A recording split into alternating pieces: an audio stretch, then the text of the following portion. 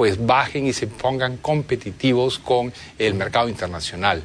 ¿Cuál es, digamos, para ver el efecto real que va a tener en la práctica el proyecto de ley, sobre todo el proyecto de ley de promoción de mercado de valores, el proyecto de mercado de capital, reforma del mercado de capitales?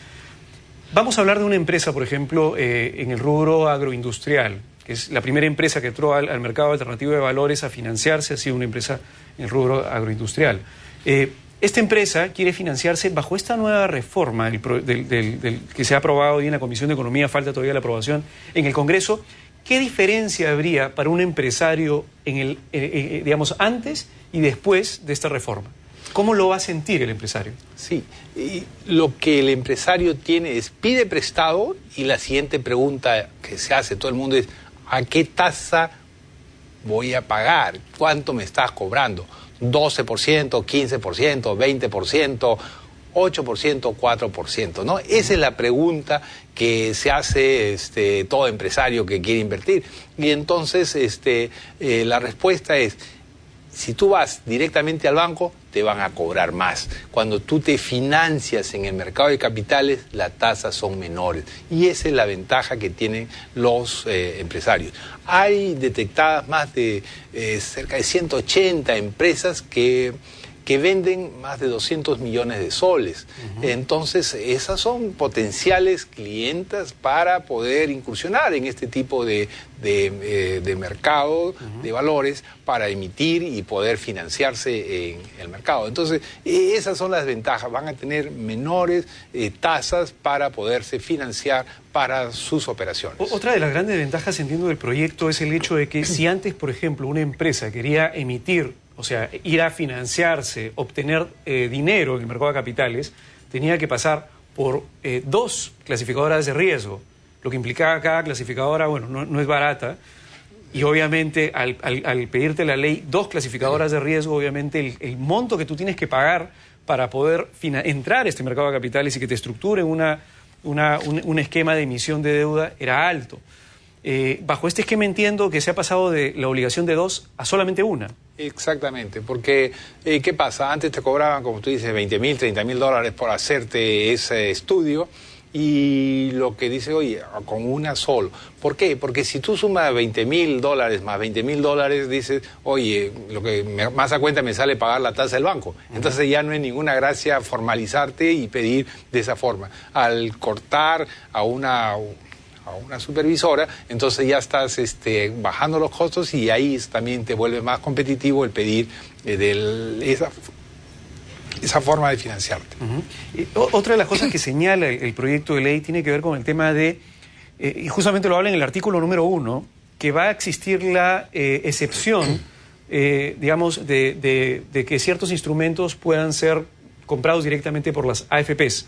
Y básicamente con una venia bastante sencilla de la Superintendencia de Mercado de Valores. Es el artículo 1 donde te explica esto. Esto implicaría probablemente que sea mucho más sencillo ahora, por ejemplo, que ciertos instrumentos financieros lleguen a manos de las AFPs de una manera mucho más sencilla, sin estar pasando por tanto trámite, con lo cual podría hacer que las AFPs terminen financiando empresas con alto potencial, probablemente a través de deuda. Sí, de eso se trata, de que también las AFP puedan tener otros instrumentos y otra forma de financiar a los pequeños y medianos empresarios, con la supervisión, obviamente, de la Superintendencia de Banca y Seguros, para que esas operaciones puedan ser también fácilmente recompradas y que tengan las seguridades, porque lo que estamos trabajando aquí es la plata de los ahorristas que tienen en su fondo de pensiones, ¿no? Entonces tenemos que tener las garantías también para ellos.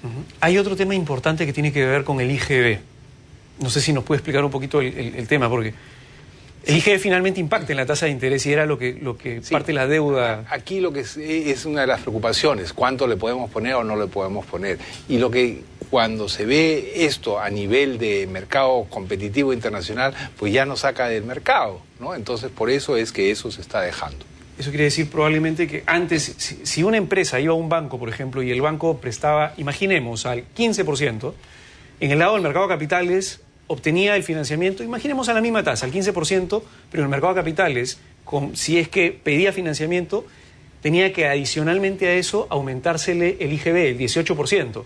ahora entiendo de una forma se está haciendo plano el tema entre el sistema financiero y el mercado de capitales, y ese 18% se lo va a ahorrar el empresario en tasa de interés. O sea, esa tasa de interés ya no va a aumentar ese 18%. Es una gran ventaja en realidad. Es una ventaja y te vuelve más competitivo. Así es. Hay otro tema que tiene que ver con la protección de la gente cuando la gente es invitada a poner su plata en sistemas a veces no tan transparentes. ¿Puede explicarnos un poquito sobre ese tema? Sí, a lo que tenemos aquí es el cuidado que tenemos que tener, porque a veces te ponen avisos, oye, te pago el 18%, el 24%, y lees el aviso y dices, oye, qué atractivo, entonces voy a sacar mi plata del banco y la voy a poner en esta empresa NN, ¿no? Que no la conoce nadie, ¿no? O está poniendo el aviso. Entonces los avisos que son para jalar plata, para tener plata en el mercado de capitales, tienen que estar solo autorizados para las empresas que están siendo supervisadas por la Superintendencia de Banca y Seguros, el mercado de capitales, etcétera, para que no cualquier hijo de vecino ponga su publicidad y pueda estar captando dinero. Es decir, acá el punto básico es el tema de la captación del dinero. Entiendo, el artículo 2 justamente habla sobre la publicidad de este tipo de activos y servicios financieros. Se entiende entonces que a partir de la promulgación de esta ley, para que quede clarísimo, no hay forma de que alguien pueda decir, digamos, a través de un medio masivo, no va a haber forma de que diga, excepto que esté regulado por la Superintendencia de Mercado de Valores o por la SBS, que diga, dame la plata, que yo voy a administrarte tu plata, yo te la voy a manejar. Eso está prohibido. Así es. Nosotros tenemos que formalizarnos también. Ese es de los grandes retos que tenemos, porque vamos creciendo y a veces pues no estamos regulados.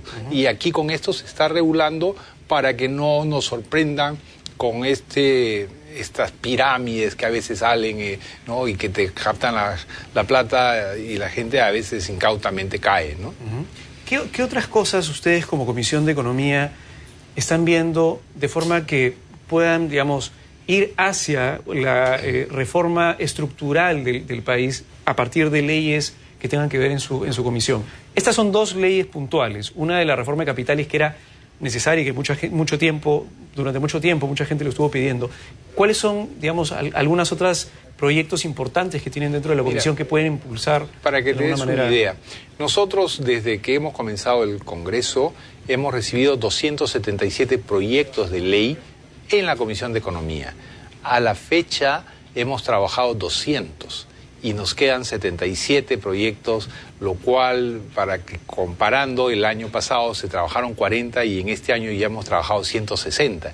Esas son medidas, algunas medidas que los congresistas quieren, no se pueden hacer porque quieren modificar el canon para darle a los que menos tienen, y entonces algunas son, o te crean proyectos que demandan gasto, y nosotros no podemos hacer proyectos que generan gasto. En realidad, casi todos los proyectos de ley que salen en el Congreso dicen, en análisis costo-beneficio, este proyecto no irroga ningún costo para el erario nacional, pero sabemos que la mayoría de proyectos efectivamente de alguna manera sí impactan a la economía. Claro, pero a pesar de eso hay algunos que todavía dicen que el Estado cree un fondo y que directamente se lo dé a los mercados, por decirte, abastos, ¿no? Entonces, oye, no, nosotros no podemos crear fondos. Eso es iniciativa de gasto que solo la tiene el gobierno central.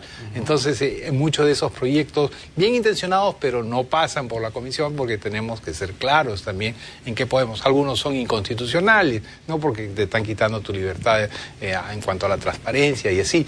Para que te des una idea, el 10% de los proyectos que pasan por la comisión se convierten en ley. Entonces el filtro es bien alto, y también hay temas, por ejemplo, que tenemos que ver. A algunos se les ocurre pues recibir todavía carros con timón cambiado, cosas que hemos visto que ya eso se dejó de lado, entonces tenemos que decirle, mire, eso va al archivo, ¿no? Y así muchas cosas que tenemos que dejar también claros, para que no se puedan presentar en algún momento que te lo sacan y te lo aprueban, y eso pues no te da la tranquilidad. Por eso nosotros en la comisión hemos trabajado muy intensamente, es de las comisiones que más proyectos ha trabajado y más proyectos ha dictaminado, y de esa forma pues vamos con la tranquilidad de de que estamos haciendo las cosas correctas y hoy día hemos aprobado 2 proyectos de ley, pero también te digo que hemos mandado al archivo 14 proyectos de ley, ¿no? O algunos los hemos complementado con otros que están en el Pleno, que se tienen que sumar, algunos nos inhibimos porque pertenecen a la Comisión de Vivienda y así, ¿no? En realidad,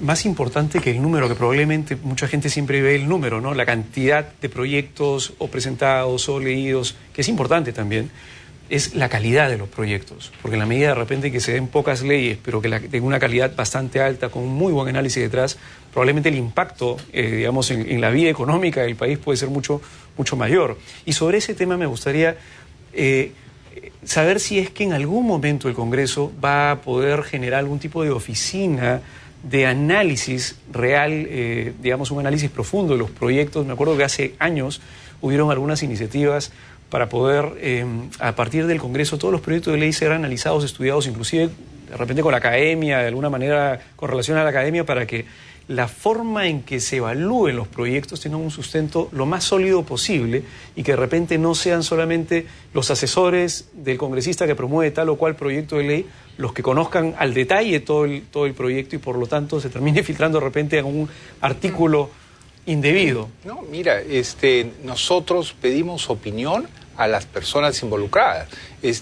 Todo proyecto de ley pedimos opinión al Ministerio de Economía, de ser el caso, a la CONFIEP, de ser el caso. Hemos tenido universidades, también se les pide opinión. Dependiendo de qué sector se esté tocando, se le pide opinión, ¿no? Hay casos de cooperativas, a las centrales cooperativas se le pide también opinión. Entonces no es que solo sean los asesores, sino se pide opiniones al respecto. Además, recibimos opiniones, ¿no? Porque todos estos proyectos se cuelgan en la web y tú puedes bajarlos y puedes mandar tu opinión también, o sea que las puertas están abiertas. ¿Leen las opiniones del público? Es voluntario. Sería genial, sí. De eso se trata. Actuamos con transparencia y también recibimos ese tipo de opiniones, ¿no? O van a la comisión y dicen, oye, quiero preguntar sobre este tema, que tal o cual cosa me parece, ¿no? Sí, ahí se le escucha, ¿no? Entonces, en eso es parte del trabajo.